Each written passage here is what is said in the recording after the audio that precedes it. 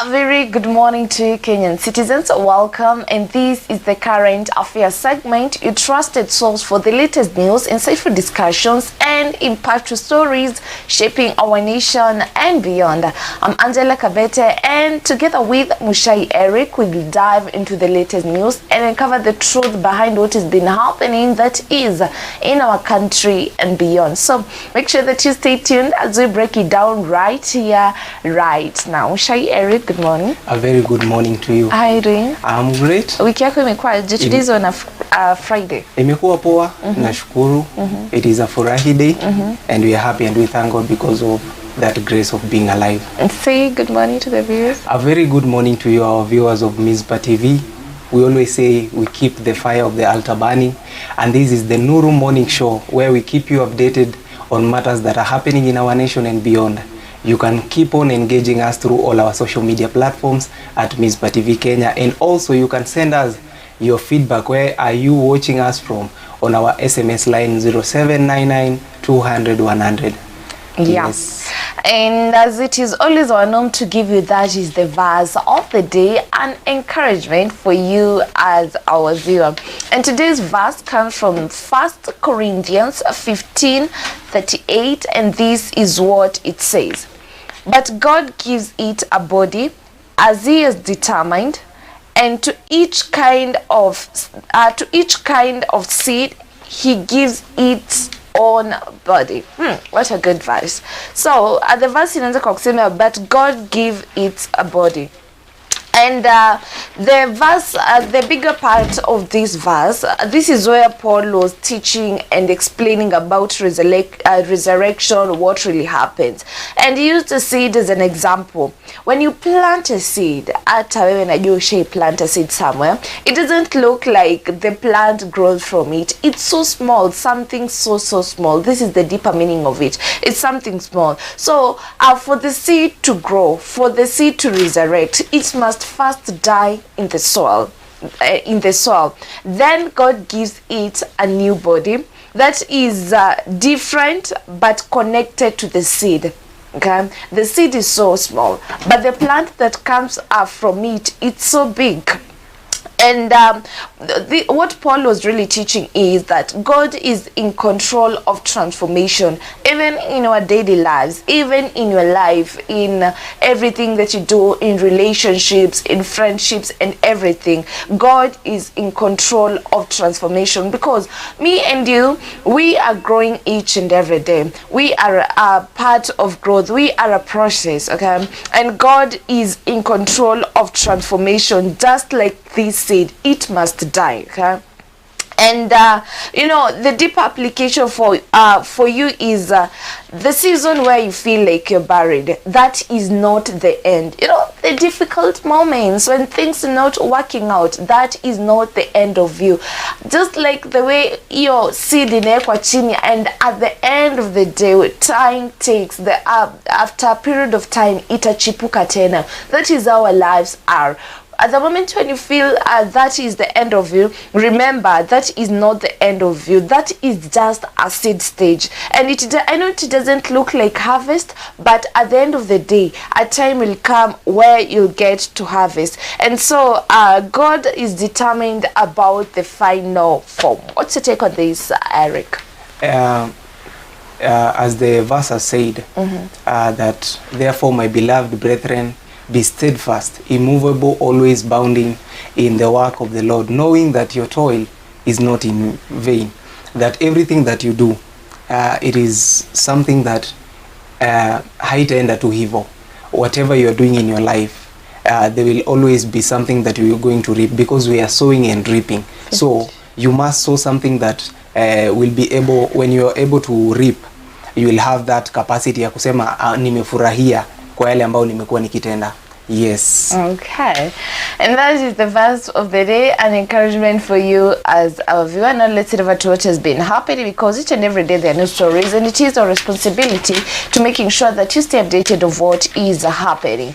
And before anything else, I can't forget to mention this show is proudly brought to you by Mizpah Prayer Center, a great place of prayer fasting, and spiritual renewal. So, do you feel you looking? This is what you're looking for? Well, Mizpah Prayer Center is the right place to be, and Mizpah Prayer Center is located in Bahati, Nakuru, 14 kilometers from the Nakuru city, on your way to Nyahururu and Nyeri. It is open to individuals, ministry teams, and different prayer groups from all denominations. Kwa hivyo, karibu Mizpah Prayer Center. For more information, please contact 07 277 66553.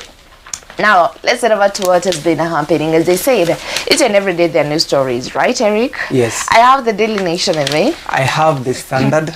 And on today's Daily Nation, these are some of the matters that we'll be checking out today. We'll be checking out politics, education, matters to do with legal and crime, the economy and finance, and other stories as well. What about you? In the Standard, we are going to focus on things about Kajiado County. We are having some issues on Amboseli National Park, and also we are going to deal with the matters politics, where we have the UDA party and the ODM pact and other stories. Right, so let's start with the Daily Nation, and today's I don't know, hii wiki politicians ndio wamekuwa highlighted the way they're spending finances, you know, in our country. Yes. And it's so sad seeing how our leaders are spending money out here while they're Kenyan citizens who are starving out there, you know, they're sleeping hungry.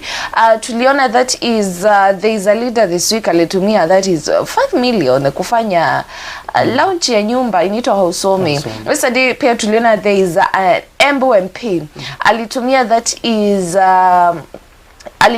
is 10 million for Kindiki politics. So what is really happening when it comes to our leadership?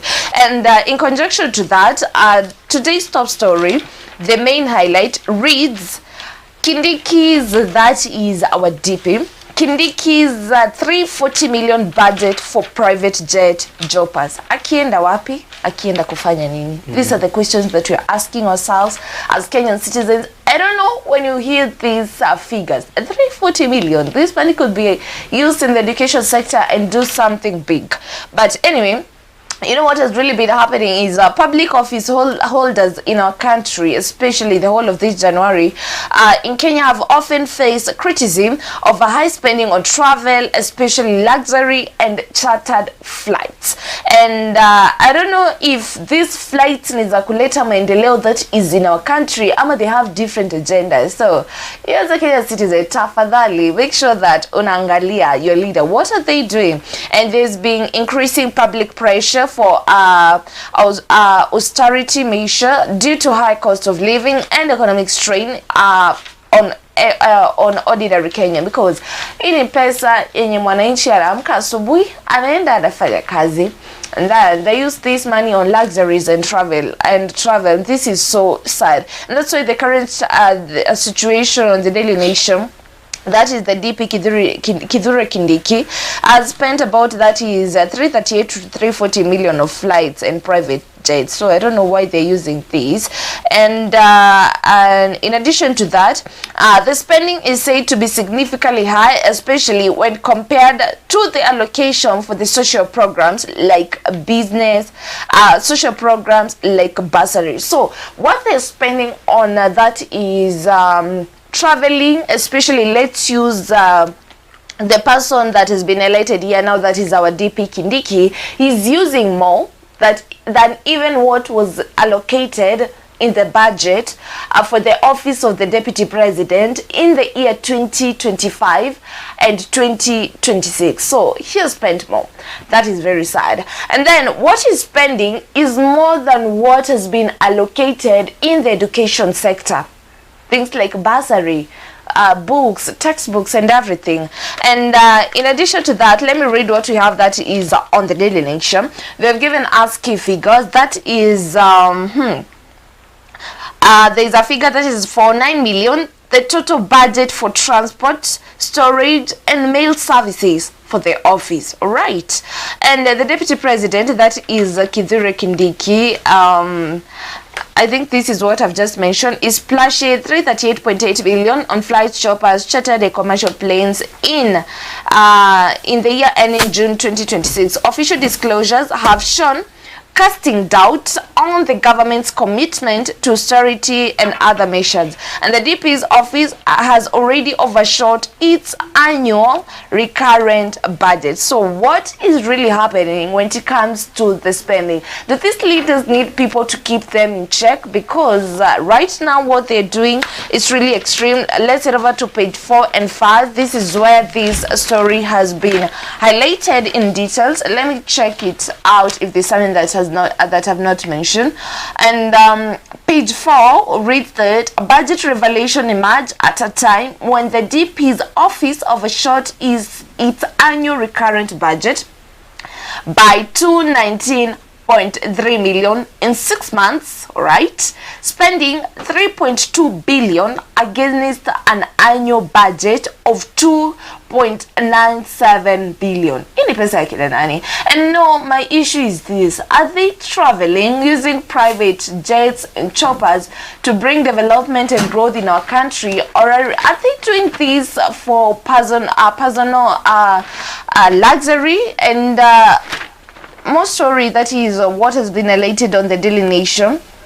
It reads, amount planned for the DP is more than three times the 100 million budgeted for the presidential secondary school bursary scheme in the current year, or just about the 350 allocated to the women enterprise. Well, and then there is a statement or someone who I'm really proud of, and you can agree with me, she's doing a good job.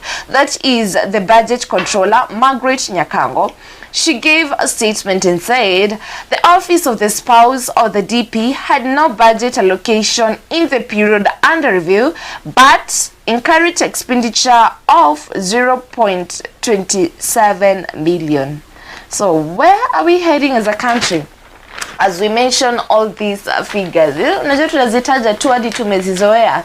These are the leaders who we have entrusted to bring development in our country. Yet we lament and say we don't have money in our country. Yet we say we need to take more debt, both domestic and external. Yet we say we need to sell the shares that we have in Safaricom so that we can boost our economy. Yet the same leaders are using finances recklessly, just the way they want. I don't know what to think about this as a Kenyan citizen. I really want to hear your comments, because this is so sad. Also, not appear the Daily Nation page 5, because I said that story is on page 4 and 5. They've given a figure that is 150 million, the amount of money the deputy president will spend flying choppers in the period to June this year. Wow.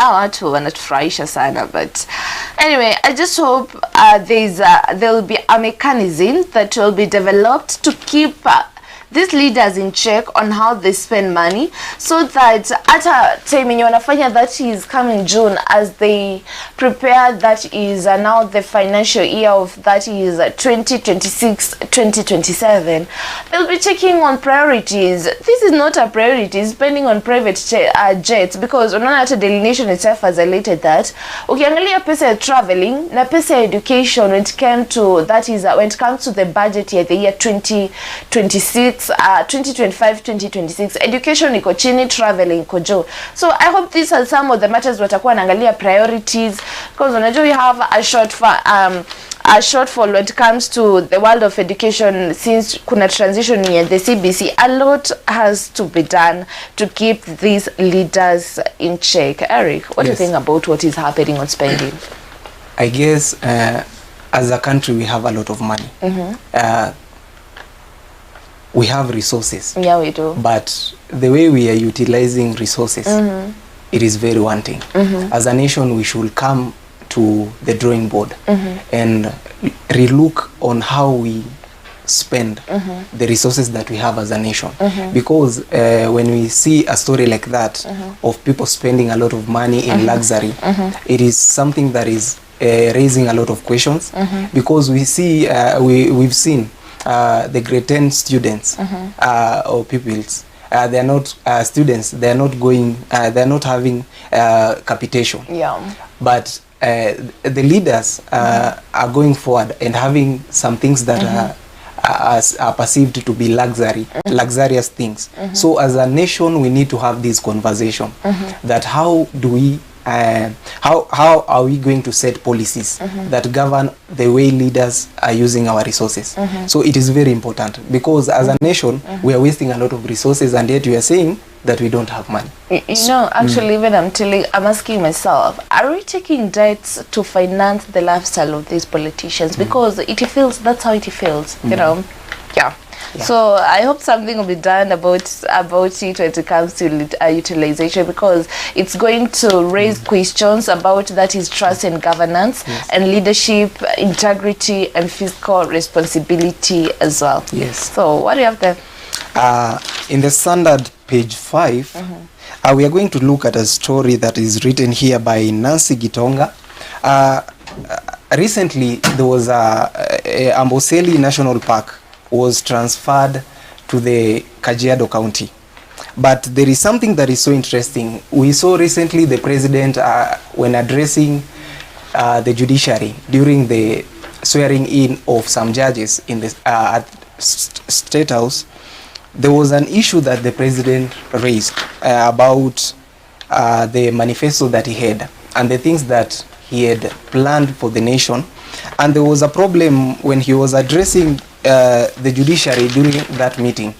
He raised some concerns that the judiciary has been undermining some of the things that he had put in place. So it is something that is going on.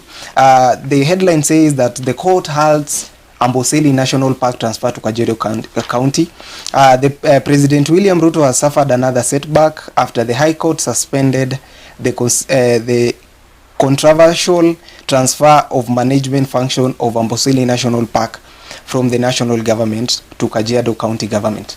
You know, Kajiado, as it is written here, and Amboseli National Park was transferred to the Kajiado County, and it was something that I don't know, it was received with a lot of happiness. But here the government faces another court setback, after the court halts that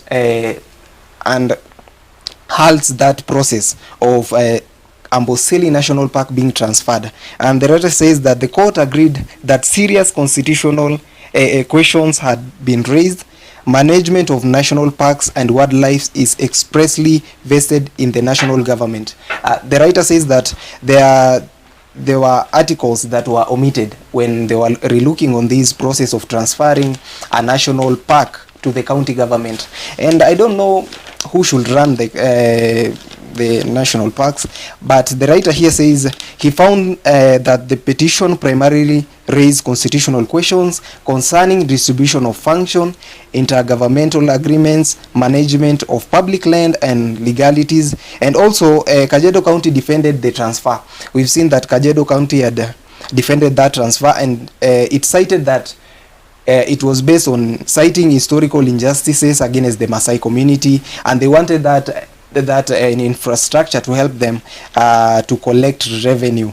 Justice Mwamuye said public interest favored preserving the status quo, describing Amboseli a national and a global significant ecosystem. And some of the things that are written here, I guess when you get your copy, you will be able to read the whole story. And also he maintained that the park under existing management causes no prejudice to the respondent, while proceeding with the transfer risk irreversible practical, legal and constitutional harm, ruling as stated. And we've seen that this is a story that is going on, and it is active.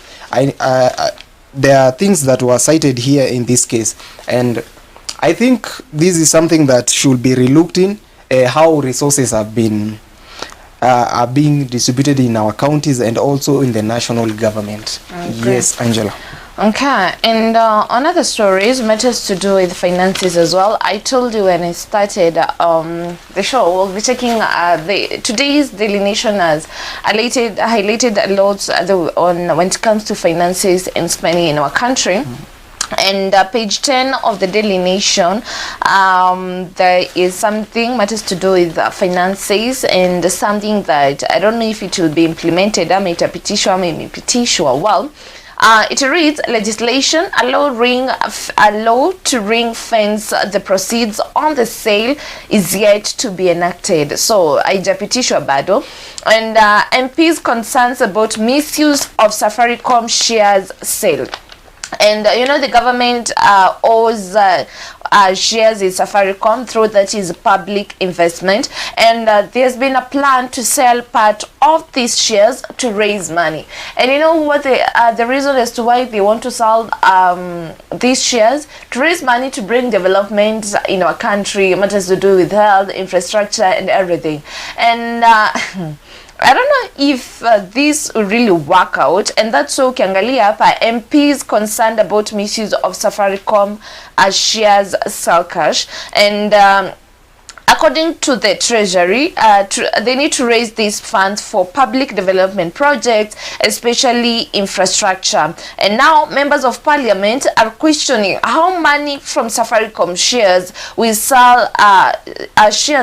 will be used. Now we're talking about utilization, transparency and accountability. Do we really need to do this? You know, that is one of the biggest investment that the government owns. And in addition to that, some of the MPs fear that the funds might not strictly go to infrastructure projects as stated. This is a statement from our leaders, okay? Don't forget that. And they're concerned that the money could be redirected to cover the government expenses like salaries and deficits. And the lawmakers are asking to clear a clear structure and accountability to ensure that is transparency. And in short, this means that the government says that the money is for development, and now the MPs want a guarantee that it won't be misused. I believe this is what you want also as a Kenyan citizen: accountability, transparency, and that's guaranteed that these finances will be directed to infrastructure and development as the government is saying. And on the Daily Nation, that is page 10, they're giving us that is key figures: 204 billion, the amount Treasury plans to raise from the sale of a 15% stake in Safaricom. So you can agree with me, it is a good thing. Hakuna mwenye anakataa. This is a lot of money. 204 billion, it's a lot. We could do a lot when it comes to the health sector, education and everything. But ukiangalia the whole of this week, we have been talking about spending, how leaders are spending finances in our country. Jana pia tuliona the way certain MP in Embu spent 10 million on Kindiki's politics and everything. So hata ukiangalia the way leaders are, the money that is being used by leaders, hata imepita this 204 billion on traveling, domestic, whatever hizo vitu zote. Leaders are just spending money the way they want. And now the question is this: what will keep them in check? What will make sure that these 204 billion is used wisely, is spent wisely? And then nikiangalia hapa the statement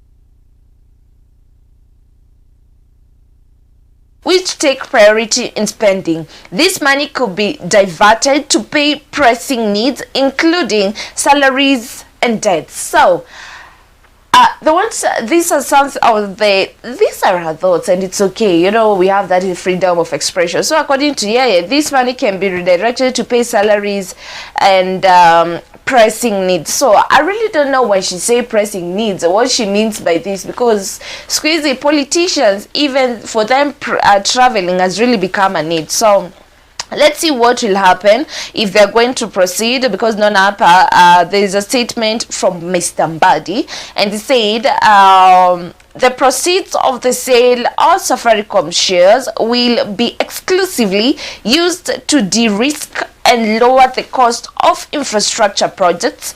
I have already established a National Infrastructure Fund Limited where I am the sole shareholder. Right, that is according to what Mr. Mbadi told the MPs. And pia naona hapa kuna another statement anasema hapa that is anasema, tell Kenyans if there is anybody with an alternative pathway that could deliver high value, tell Kenyans if there is anybody with an alternative pathway that could deliver higher value, are you opposed to it? You know, this is according to what Mr. Ichungwa asked. And alikuwa anaongea na Dr. Kipto. Also, Dr. Kipto said the treasury would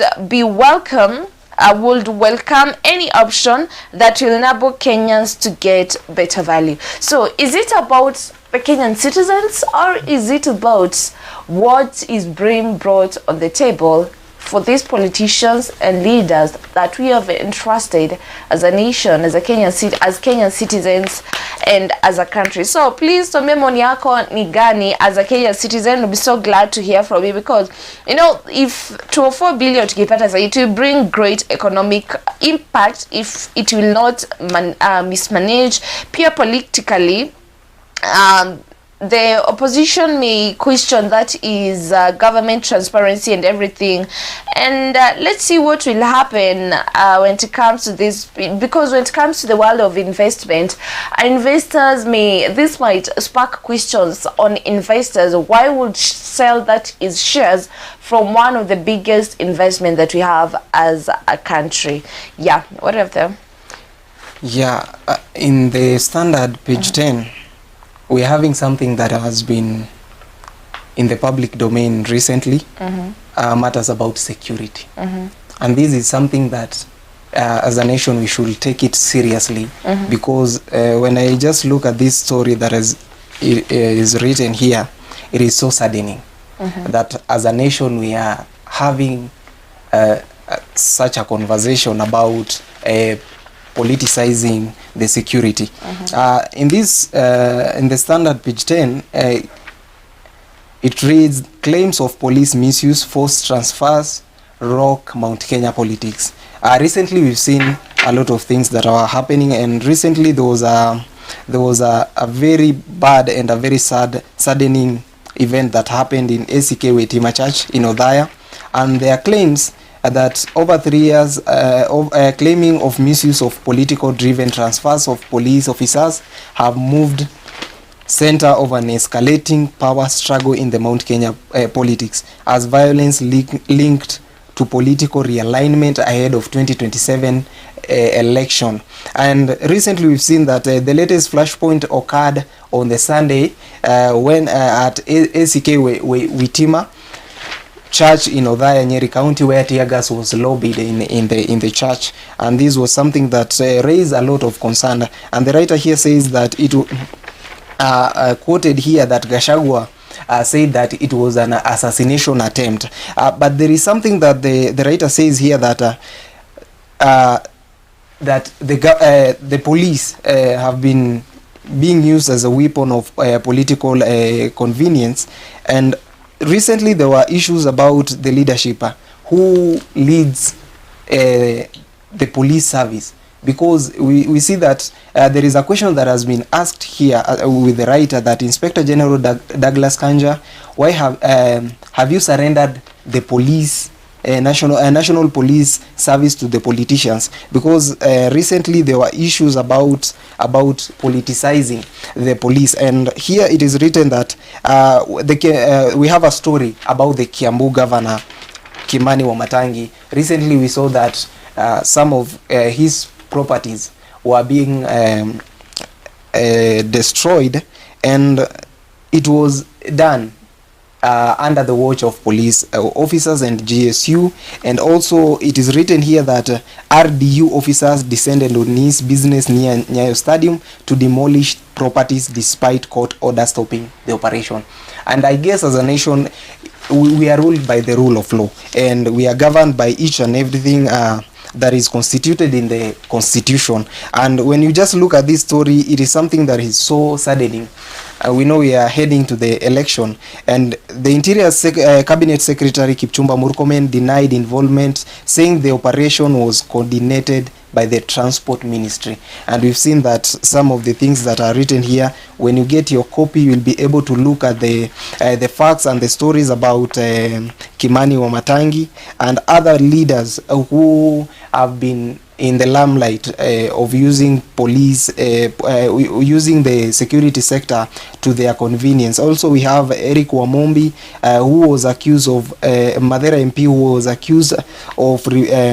was accused of being the one that spearheaded that invasion of that incident that happened in Waitima in Othaya County. So when you just get your copy, you'll be able to look at that security issue, and it is also written here, and if you get your copy, you'll be able to read it. Yes, Angela. And another story is a little bit of what has been happening when it comes to politics, and not because season your campaign. So I don't know if this is part of campaign. That is paid, and one of them that President amekuwa akiongelea sana in the housing project. I really want to hear from him. Do you think it's enough, or do you think there is more that can be done? And President William Ruto has asked Kenyans to believe in his empowerment programs, saying that his plans are not a scam, as some people claim. So we don't know what these people are claiming, that these plans are a scam, and he urged Kenyans not to listen to propaganda, saying their aim is to prevent them from benefiting from his administration. This is according to the president, and he highlighted a lot of things. I'm not going to read all of them because there are many. Well, he's mentioned a lot of things here. And the president said that many will tell you that the Nyota program is a scam. Does that mean the youth seated here today are heroes? The youth seated here today are heroes, because when others say it is a scam, you accepted to come for the Nyota funds, and this is what our president said. And he promised to make sure that he create more employment job opportunities for the young people. Well, the president is still making promises, and he mentioned a total of 8,820 entrepreneurs drawn from 3 countries. We benefit from the initial amount that is to 20.5 million following the successful completion of the mandatory 4-day business skill training practicals in financial management, entrepreneurship, and business growth. And the president said the young people must seize the opportunity and strive for development instead of idling. I don't know if you're being idling from what our president is saying. Please don't idle, and being used by politicians to cause mayhem. He stated that Kenya has long grappled with youth unemployment, and affirmed that his government's commitment to addressing this challenge through the targeted and inclusive programs such as Nyota initiative will work. That is what the president said. And he said, I've announced a contract starting next week for a construction of 10,000 affordable housing. I told you he'll mention that. For 10,000 affordable housing. I will ensure 3,000 youths from here to build the houses. Our affordable housing program in Kisii is ongoing, and we have 5 projects. We are building 20 new markets in Kisii. That is what Dr. Ruto said. So I really want to hear from you. Maybe you're a young person. Have you benefited from Nyota? What has been your experience? How does it look like? And talking about the affordable housing program, according to the president, it is one of the way of creating that is employment for the young people. What do you think about it? Do you think it's enough? Do you think there's more that should be done? And And niliona kuna watu walikuwa na complain wakiuliza kwa social media, what about sisi wenye tulimaliza campus tumeenda university, we don't have jobs, why hasn't the president addressed that? Well, are you a graduate from campus and you've been at home, umestruggle kutafuta kazi, please tell us what do you think about this. Do you think there's more that should be done? Talk to us on 0799200100. I'll be so happy to hear your story. You have something as we wind up? As we wind up, there is a very interesting story on page 15 of the Standard, and it is about economy. And there is a story that has been written here by Edwin Karaoke, and when you get your copy, you'll be able to read all of it. But it is something that is affecting the nation. End shame of white elephant projects. As a nation, are we majoring on minor or are we minoring on major? So there is a story that has been written here about some of the projects that have been done by the government, and some of them, they have been done, but they are not working. So there was an example of a clear example of 9.1 billion Liwatoni floating pedestrian bridge that has been left rusting. You can imagine spending such a amount of money when there are students that are not having capitation, and yet that project is not working. So when you get your copy, you'll be able to read it and look at these stories and many other stories that have been written in the Standard. And yet we want to sell the shares that we have in Safaricom for infrastructure na kuna development projects that a lot of money was spent on it, but it has never been completed yet. We can say we have a problem. As we wind up, briefly let me mention that is when it comes to the world of education, I'm just going to highlight what has been written. That is page 2 of the Daily Nation. They're asking why nearly half of Kenyans are unhappy with CBE grading, and that is the competency-based education. Tell me, are you a parent? What do you think about it? Are you happy about the grading, how it looks like? Because that is the Daily Nation, page 2. It is giving us a specific let me see number, that is 45% of respondents who are dissatisfied with the CBE grading system. That is quite a lot, and it means there is something that really need to be done. And concerns from these people, the reason as to why they're dissatisfied: confusion over assessment methods, increased costs when it comes to education. They believe it's really expensive. I don't know what to think about that. Lack of preparedness. They think of probably the government really needs more time, and especially on that part of civic education, because trust me Eric, najua kuna mzazi yako pale nje na ajui yeye tu anapeleka mtoto shule because ameambiwa anaenda junior secondary, anafanya mtihani ya KCSE, but they really don't have an understanding of what is that. So the government really needs to do a lot, and unclear transition of the pathways. So this is bringing an education debate that could influence the future of education reforms in our country, and also that aspect here, policy adjustments and policy adjustments, and it feels there is more to be done. I guess that is what we had to check out, right? Yes. You have something to tell the viewers? Langu ni kuwashukuru watazamaji wetu kwa sababu ya kuzidi kutazama runinga ya Mizpah TV. We thank you for all the feedbacks that you've sent us through our SMS line 0799200100, and also thank you to the viewers who are watching us through all our social media platforms at Mizpah TV Kenya. Have a blessed weekend. And can't forget, we have that is our sponsor, that is Mizpah Prayer Center, a great place of prayer, fasting, and spiritual renewal. So among the things that I've mentioned, prayer, fasting, and spiritual renewal, do you have a need when it comes to that?